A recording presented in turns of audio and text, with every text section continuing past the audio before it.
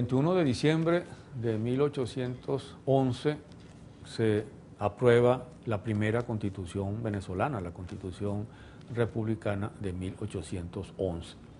El Congreso, que ha declarado la independencia en julio, ha designado una comisión para que elabore un proyecto de texto constitucional. Esa comisión estuvo integrada por algunos representantes como Francisco de Miranda, Juan Germán Rocio, Francisco Javier Ustari y otros, y empezó a trabajar para elaborar la Constitución. Pero la comisión no funcionó muy bien, porque desde el principio se manejó la idea de que se iba a aprobar un régimen federal, un sistema federal. Miranda fue de los que se opuso al régimen federal, y otros no asistieron a la comisión, de tal manera que fueron fundamentalmente Miguel José Sanz, que olvidé mencionar justamente como integrante de la comisión hace poco, y Francisco Javier Ustari. Ellos fueron los que se encargaron de redactar en esos meses siguientes el proyecto de constitución. El proyecto de constitución fue manejado por el Congreso, revisado, y finalmente cuando estaba ya más o menos elaborado, le tocó hacer la redacción final a Francisco Inardi, otro de los integrantes del Congreso. Y fue presentado entonces y aprobado un día como hoy de 1811. La Constitución es sin duda un documento político verdaderamente importante, verdaderamente significativo, y hasta puede decirse que contiene algunos elementos indiscutiblemente revolucionarios. Esa Constitución se basa, por supuesto, en los principios del federalismo. Se habla allí de igualdad, se habla de propiedad, se habla de seguridad y se habla, por supuesto, de libertad. Y estos principios son los que más o menos norman de alguna forma el texto constitucional.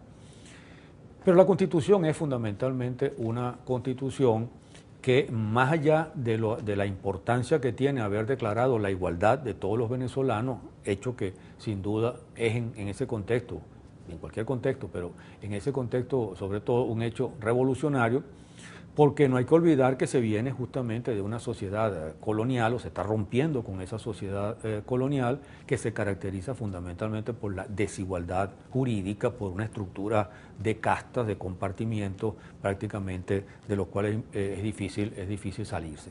Si hablar de la igualdad de todos los venezolanos, declarar a todos los venezolanos como ciudadanos, era sin duda un paso importante y un paso bastante progresista y hasta revolucionario.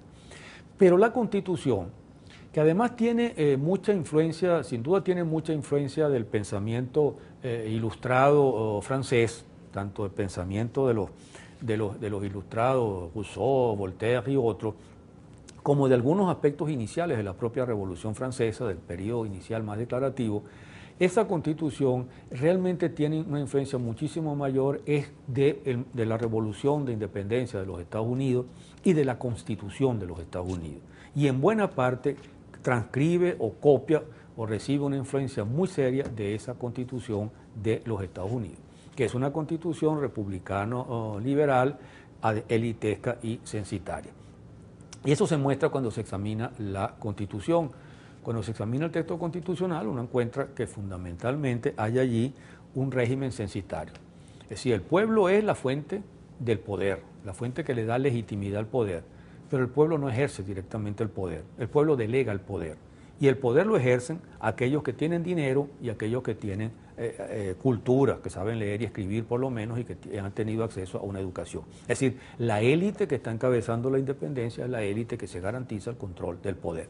Para ser diputado se requiere justamente condiciones como esa, y para ser senador, porque se aprueba un congreso de dos cámaras como los Estados Unidos, se requiere lo mismo.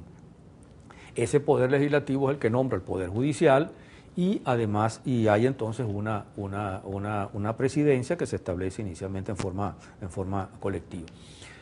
Es decir, esa Constitución es entonces un régimen censitario que además, y esta es una de las cuestiones fundamentales que le han sido criticadas, establece como sistema el sistema federal.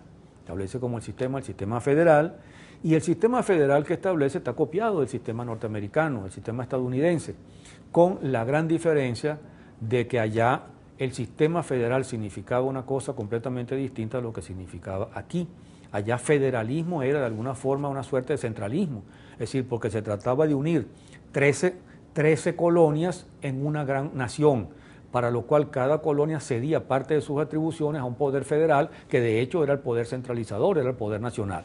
Mientras que aquí, que se trataba de una colonia que se independizaba, el federalismo significaba la fragmentación en áreas territoriales menores y la dificultad de tener un gobierno central, sobre todo en el contexto de una guerra como la guerra que se estaba enfrentando para defender esa república de la amenaza española. Esto es justamente la crítica fundamental que le hace Bolívar a esa constitución y de hecho a esa primera república en el Manifiesto de Cartagena.